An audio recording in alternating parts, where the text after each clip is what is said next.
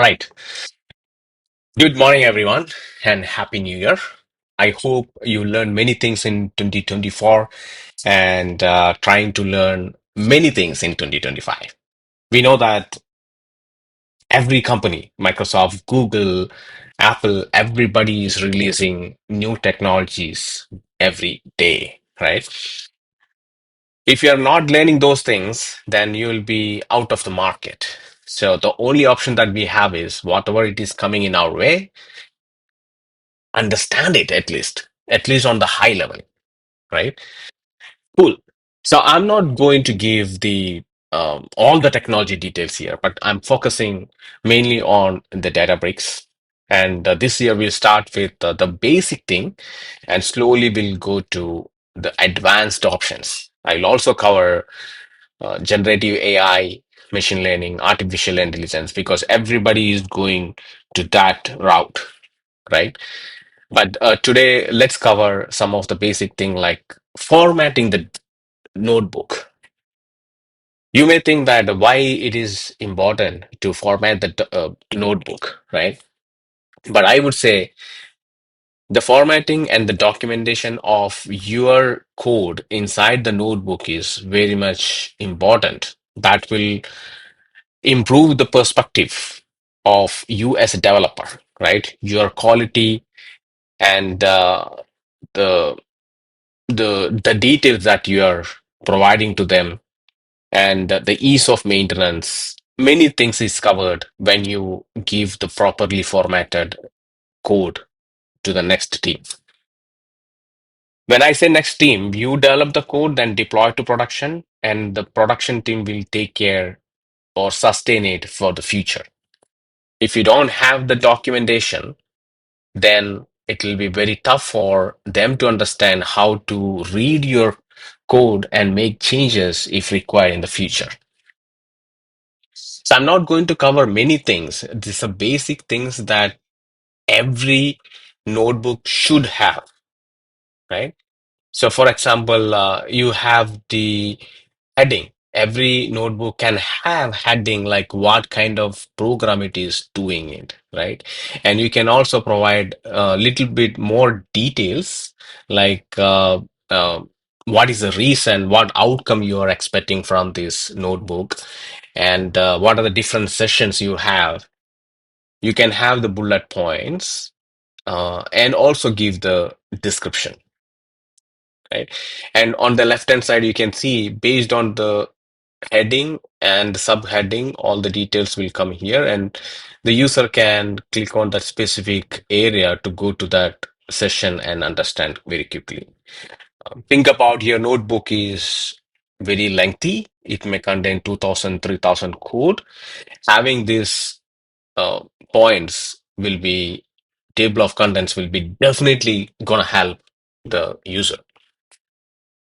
Having said that, let's get into the actual code, how we are going to format.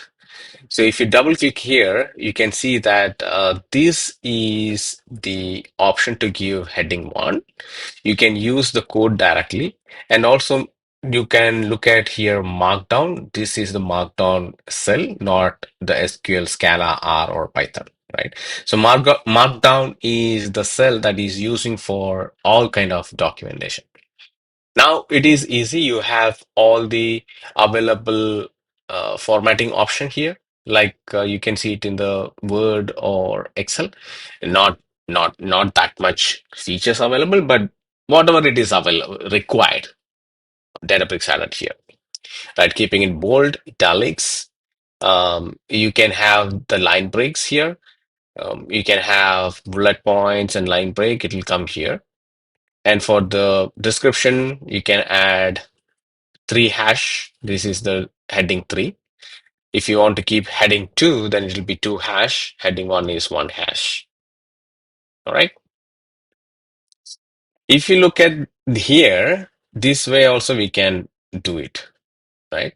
And let me also give you like this is the line where if you want to give some kind of important details inside your notebook and make sure that this is a little bit highlighted and important session, you can add this as a line. Sometimes we can also include what do you call the flow of the data from source to the end layer or the architecture, right? So we may have to add the pictures there. So if you have the picture inside any of the URL, you just have to give this URL here.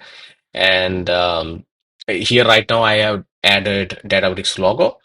We can change the size based on this. If you have your own logo or you have created the diagram, you can directly add it here. If you think that you need to add the diagram, your own diagram, you have to upload that um, logo or the diagram inside the storage, then give the path here, right? That's it. It's that much simple. This is also I covered. This is just for bold, italic. So if you look at here, I can type training and select this one and update it as bold. It will automatically come here. All right, it's very simple thing, but very useful. Also show you the documentation that I applied for the sample notebook. But that also very small thing, but that will give you some kind of idea where exactly we can make use of this documentation. So let me go to the workspace and pick this one. Here you can see one notebook, right? It's a sample document, data frame creation. It's a static data frame creation, creating the schema, then applying that schema to the data and displaying the data frame.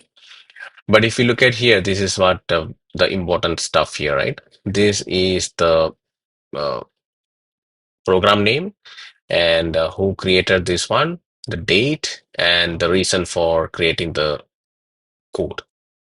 You can also give the description here. And if you want image, you can add image to show you the data flow, right? I didn't add it right now, but you can, if you want, you can add it. That will display the entire data flow here. All right. Thank you. It's very small details today, but important.